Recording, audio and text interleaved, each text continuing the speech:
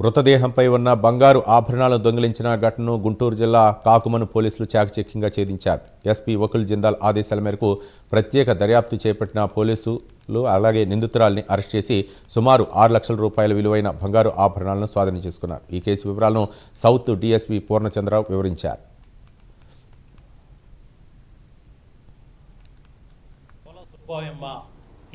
Aged about 70 years.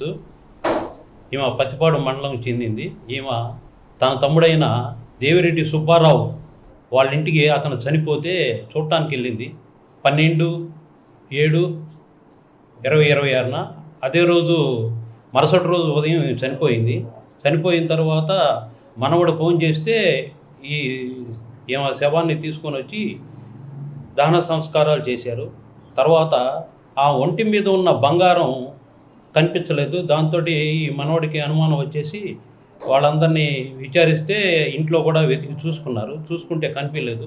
తర్వాత అనుమానంతో 15/7/2026 police స్టేషన్లో రిపోర్ట్ ఇచ్చారు. ఆ రిపోర్ట్ ప్రకారం పత్తిపాడు సిఐ గారు, కాకుమాను ఎస్ఐ గారు, వాళ్ళ సిబ్బంది ఈ కేసుని ఎస్పీ గారి ఆదేశాల ప్రకారం దర్యాప్తు చేసి వాళ్ళ బంధువు అయిన నరసమ్మని అరెస్ట్ చేసి ఆమె దగ్గర నుంచి 52 గ్రాముల బంగారాన్ని స్వాధీనం చేసుకొని ఆమెని